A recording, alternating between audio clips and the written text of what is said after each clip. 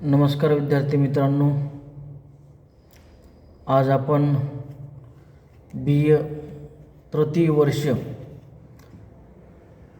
Paper number 10 सामाजिक संशोधन पद्धती यामधील सामाजिक संशोधनाचे महत्त्व आणि उपयोगिता हा मुद्दा अभ्यासणार आहोत.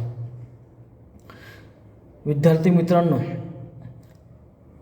असं म्हटलं जातं की संशोधन ही प्रगतीची जननी आहे, कारण शंका ही संशोधनाची प्रेरणा आहे आणि त्या शंकेचे समाधान करणे हे संशोधनाचे कार्य आहे. कारण सामाजिक संशोधनामध्ये सामाजिक घटनांचे अध्ययन केले जाते, ज्यामुळे सत्याचे संशोधन जर केले तर ज्ञानप्राप्ती होते आणि त्या ज्ञानाचा समाजाच्या विकासासाठी किंवा समाजातील समस्या सोडवण्यासाठी उपयोग होत आहे. सामाजिक संशोधन हे ज्ञानवर्धीसाठी केले जाते, त्याचबरोबर उपलब्ध असणाऱ्या ज्ञानाचे पुनर्परीक्षण करण्यासाठीही त्याचा वापर केला जातो. त्यामुळे समाजातील वेगवेगळ्या घटना, सामाजिक प्रक्रिया, सामाजिक व्यवस्था इत्यादी संबंधीचे ज्ञान विकसित होत जाते आणि यातूनच सिस्टमॅटिक नॉलेज, पद्धतशीर शास्त्रीय ज्ञान विकसित होते आणि विचाराला चालना मिळते आणि या सामाजिक संशोधनातून सामाजिक जीवनातील अनेक समस्यांचा, अनेक रहस्यांचा उलगडा होतो आणि सामाजिक वास्तविकतेसंबंधीचे समाजाचे किंवा संशोधकाचे ज्ञान विकसित होत जाते. कारण कार्यकारण संबंध माहीत झाल्यामुळे कारणावर नियंत्रण ठेवून हवे तसे कार्य करता येते.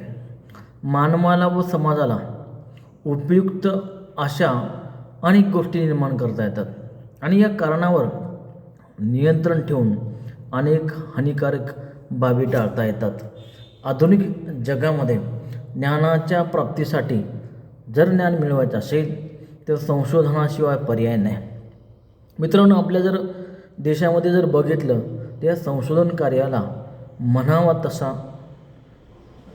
रिस्पॉन्स किंवा म्हणावं तसं कार्य संशोधनाचं होत नाही. म्हणून आपला देश अनेक बाबतीमध्ये संशोधनाच्या बाबतीमध्ये खूप मागे असलेलं आपल्याला पाहायला मिळतं. कारण संशोधनामुळे समाजातील दुष्प्रवृत्तीची आणि त्याच्या दुष्परिणामाची जाणीव होते. त्याचबरोबर विद्यमान ज्ञानामध्ये भर घालणे हे सामाजिक संशोधनाचे अतिशय महत्त्वाचे काम आहे.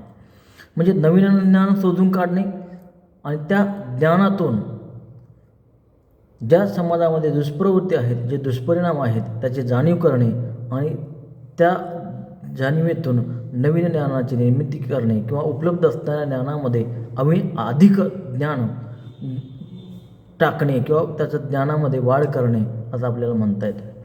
त्याचबरोबर परस्परावर आधारित साचेबंदी व्यावहारिक ज्ञान आहे, अशा बाबतीमध्ये सिद्धांताची मांडणी करणे हे बी तितकंच महत्त्वाचं आहे. कारण भारतासारख्या लोकशाही प्रधान देशामध्ये सरकारी धोरणे हे सतत चालणाऱ्या संशोधनावरच आधारित असतात. उदाहरणार्थ, वाढत्या लोकसंख्येला जर आळा घालायचा असेल तर सर्वात अगोदर त्याच्या वाढीची कारणे शोधावी लागतात, मग त्यावर उपाययोजनेचे धोरण आखावे लागते आणि त्यानुसारच आपल्याला त्या समस्या सोडवायला मदत होते. त्याचबरोबर एखादा उद्योजक जर असेल त्याला बाजारपेठेच्या अध्ययनाकडेही लक्ष द्यावं लागतं. त्यामध्ये लोकांच्या आवडीनिवडी पण पाहावं लागतात. लोकांची क्रयशक्ती म्हणजे खरेदी करण्याची शक्ती कशी आहे याचा पण अभ्यास करावा लागतो. जर नाही केले तर उद्योग अडचणीत येतो, डबघायला येतो. यामुळे सामाजिक संशोधन हे अतिशय महत्त्वाचं आहे. या संदर्भातच आपण सामाजिक संशोधनाची काय उपयोगिता आहे या विविध मुद्द्यांच्या आधारे आपण पुढे पाहणार आहोत. पहिला जो मुद्दा आहे, एक अज्ञानाचा नाश, रिमूव्हल ऑफ इग्नोरन्स. मित्रांनो, या पहिल्या मुद्द्यामध्ये ज्ञान हे काय असतं तेजोमय आहे. कधीही ज्ञानाचंच राज्य, ज्ञान ज्यांच्याकडे आहे अशाच लोकांचं राज्य समाजावर असलेलं आपल्याला पाहायला मिळतं. कारण ज्ञान हे प्रकाशमय असतं, प्रकाश अंधार काळोख दूर करत असतं. म्हणून सामाजिक संशोधनाच्या बाबतीमध्ये सामाजिक समस्या जर दूर करायचं असेल तर संशोधनाच्या माध्यमातून ज्ञान मिळवणे आणि त्या ज्ञानाच्या आधारे समाजातील विविध समस्या किंवा समाज विकासासाठी ज्ञानाची निर्मिती ही अतिशय महत्त्वाची असते आणि याच बाबतीत वैज्ञानिक ज्ञान प्राप्त होत असतं. त्यामुळे विविध घटनांच्या संदर्भात ज्ञानाच्या माध्यमात अज्ञान दूर होते आणि वास्तविकता कळल्यामुळे त्या समस्येवर उपाययोजना आपल्याला सुचवायला संशोधकाला सोपं जातं. संशोधनातून प्राप्त झालेले वस्तुनिष्ठ ज्ञान हे संशोधकापर्यंत मर्यादित राहत नसतं, तर ते सामान्य लोकांपर्यंत पोचतं आणि लोकांपर्यंत पोचल्यामुळे लोकांचं जे अज्ञान होतं अनेक समस्या बाबतीमध्ये ते अज्ञान हे आपलं चुकीचं आहे असं लोकांना वाटतं आणि लोकांच्या गैरसमज किंवा अज्ञानामुळे ज्या समस्या निर्माण झालेल्या आहेत त्या नष्ट होण्यास मदत होते. उदाहरणार्थ, आपल्या देशामध्ये भाषावाद आहे, प्रांतवाद आहे, धर्मद्वेष, जातीभेद इत्यादी दुष्प्रवृत्ती ह्या ज्या आहेत आपल्या देशामध्ये ह्या केवळ अज्ञानामुळे आहेत. या जर दूर करायच्या असेल तर अभ्यासकांनी संशोधकांनी या लोकांमध्ये प्रवृत्ती कशा निर्माण झाल्या, कोणी निर्माण केल्या आणि त्या वाढीस का लागल्या याची जर कारणे शोधली आणि त्यावर उपाययोजना जर शोधल्या तर लोकांचं मन हे उदार बनू शकतं. हृदय उदार बनू शकतं, विशाल बनू शकतं, लोक सहिष्णू बनू शकतात. कारण संकुचित विचारसरणी आणि क्षुद्र अभिमान ऑटोमॅटिकली गळून पडतो. संशोधकांनी अशा प्रकारचं संशोधन करून ज्ञान जर मिळवलं तर विकासाचा मार्गही सहज सापडायला सुरुवात होते. मित्रांनो, ज्ञानाच्या बाबतीतला दुसरा उपयोग जो आहे सामाजिक संशोधनामध्ये तो आहे सामाजिक कल्याणासाठी सहाय्यक, हेल्पफुल इन सोशल वेलफेअर. मित्रांनो, सामाजिक संशोधन हे सामाजिक सुधारणेसंदर्भात कार्याला वैज्ञानिक आधार प्राप्त करून देत असतं.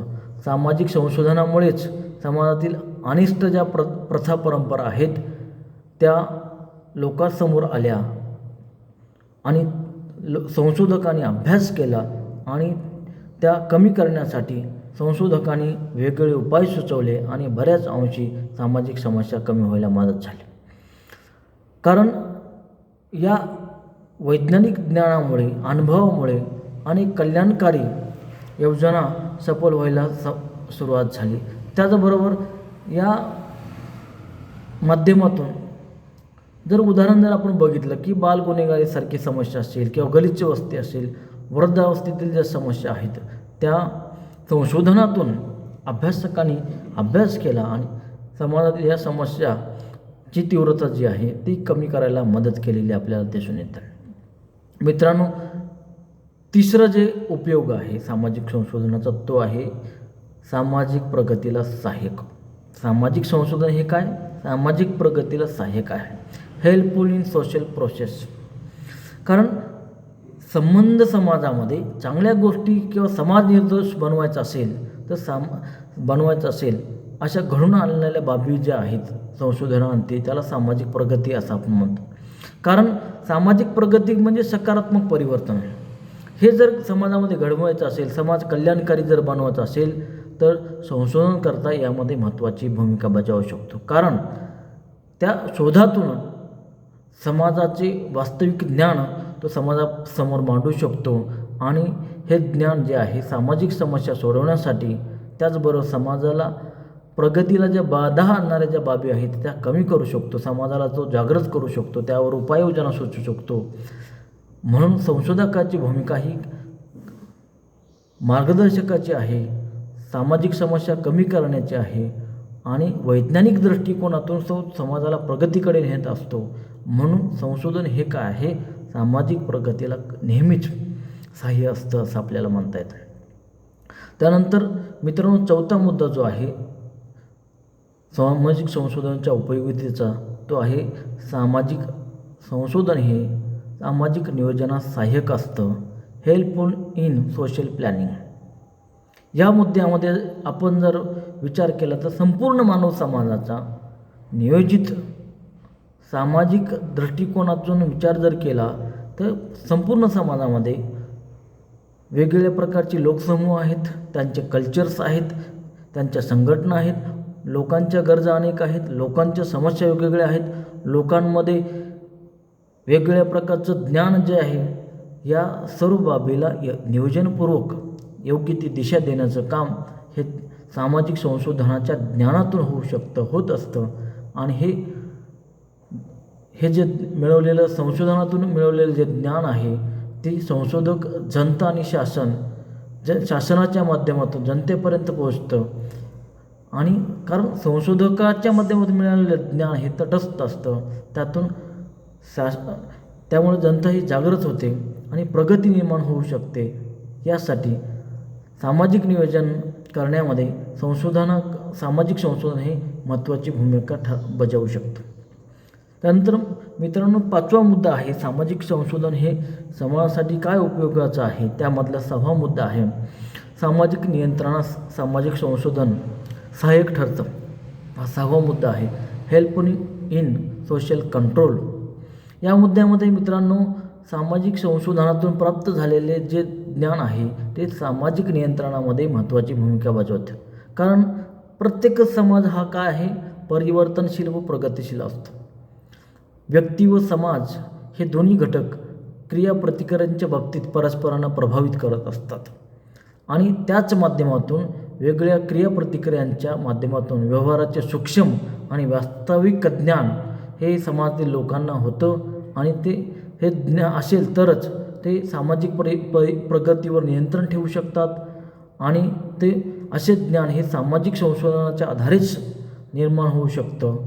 म्हणून प्रचलित समाजामध्ये असणाऱ्या दोषपूर्ण व विघटनात्मक ज्या प्रवृत्ती असतात त्या ज्ञानाच्या माध्यमातून लोकांसमोर येतात.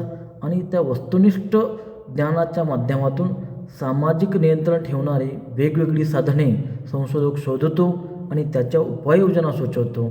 आणि समाजावर नियंत्रण ठेवण्याचं महत्त्वाची भूमिका यातून तो समाजासमोर मांडत असतो. मित्रांनो, सामाजिक संशोधनाच्या उपयोगामध्ये जो 6वा घटक आहे तो आहे सामाजिक शास्त्राच्या प्रगतीला सामाजिक संशोधन हे सहाय्यक ठरतं. Helpful in development in social science. मित्रांनो, सामाजिक संशोधनामध्ये सामाजिक शास्त्र, सर्व सामाजिक शास्त्र जे आहेत, इतिहास असेल, मानसशास्त्र असेल, राज्यशास्त्र असेल, अर्थशास्त्र असेल, ही जे सामाजिक शास्त्रे आहेत ही परस्पर संबंधित आहे. त्यामुळे एका शास्त्रामध्ये जर कुठल्याही बाबीचं संशोधन झालं, नवीन ज्ञान शोधून काढलं किंवा असलेल्या ज्ञानामध्ये भर टाकली तर त्याचा परिणाम दुसऱ्या सर्व सामाजिक शास्त्रावर पडतो. म्हणजे हे सर्व काय परस्पर संबंधित आहेत. एका शास्त्राचा विकास होत नाही, एखादं जर नवीन ज्ञान शोधून काढलं अभ्यासकाने, संशोधकाने सामाजिक शास्त्रामध्ये, तर त्याचा परिणाम त्या सर्व शास्त्राच्या विकासामध्ये होत असलेला पाहायला मिळतो. म्हणून संशोधन हे केवळ सामाजिक घटनांचे संशोधन नसते, तर ते अध्ययन कार्य यथार्थ बनवण्यासाठी नवीन नवीन तंत्राचा शोध होतो. यातून सामाजिक शास्त्राची प्रगती होते. नवीन ज्ञान व तंत्राच्या शोधामुळे सामाजिक घटना समजून घेणे सोपे जाते आणि त्यावर नियंत्रण ठेवण्याची शक्ती वाढत जाते. साहजिकच सामाजिक शास्त्राचा केंद्रबिंदू मानव असल्यामुळे मानवाची प्रगती होती, मानवाच्या समस्या कमी होतात, मानव प्रगतीकडे वाटचाल करतो असं आपल्याला आढळून येतं. त्यानंतर मित्रांनो, सामाजिक संशोधनाच्या उपयोगामध्ये 7वा जो मुद्दा आहे तो आहे सामाजिक परिवर्तनाच्या आकलनामध्ये सामाजिक संशोधन महत्त्वाची भूमिका बजावतं. Helpful to know of the social change. कारण आधुनिक काळ हा समाज परिवर्तनशील आहे, झपाट्याने समाज परिवर्तन होत चाललेला आहे. कारण यामध्ये या झपाट्याने होणाऱ्या परिवर्तनामध्ये प्रगतीची दिशा कोणती असली पाहिजे, परिवर्तनाचे ध्येय काय असले पाहिजे. बऱ्याच वेळेस परिवर्तन झाले ते कळूनच येत नाही, कारण हा आधुनिक समाज हा संक्रमण अवस्थेतून जात आहे. जुन्या संस्था नष्ट होत आहेत, नवीन संस्था येत आहेत, नवीन रीतिरिवाज, नवीन परंपरा निर्माण होत आहेत. भारतासारख्या देशामध्ये असणाऱ्या जातीव्यवस्था जरी नष्ट न झाल्या तरी त्यामध्ये नवीन वर्गाची भर पडत आहे.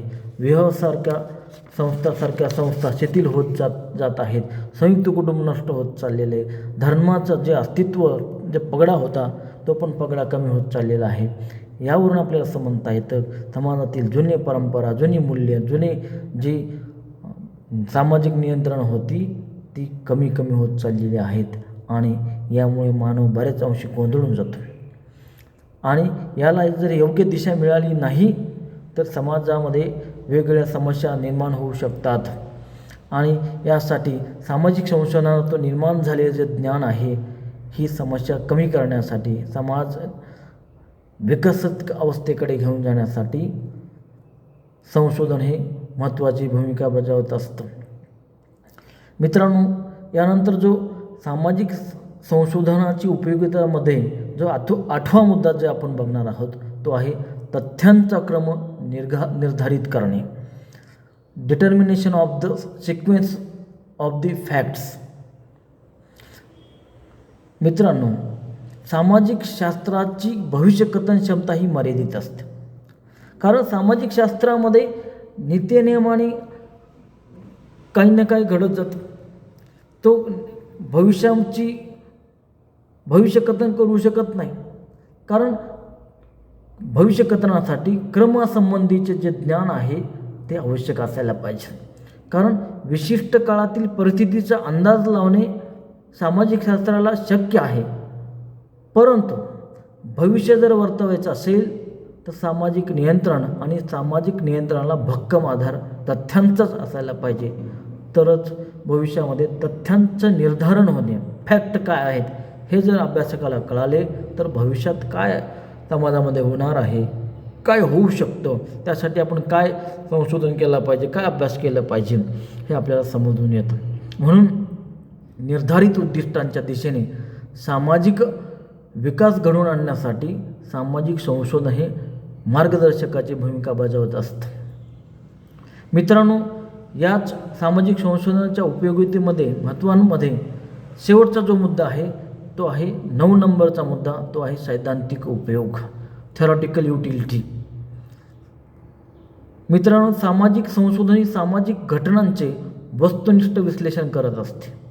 सामाजिक जीवनाविषयीच्या लोकांचं जे ज्ञान आहे त्यामध्ये भर टाकण्याचं काम सामाजिक संशोधनाच्या माध्यमातून केलं जातं. सामाजिक क्रियांची विश्वसनीय ज्ञान करून देण्याचं काम संशोधन करत असतो. यातून घडून येणाऱ्या ज्या चांगल्या वाईट ज्या बाबी आहेत, भावी घटनांचे पूर्वकथन करण्याचं काम हे संशोधनाच्या माध्यमातून केलं जातं. कारण घटनांचे वास्तविक ज्ञान लोकांपर्यंत पोहोचण्याचं काम संशोधक करतो.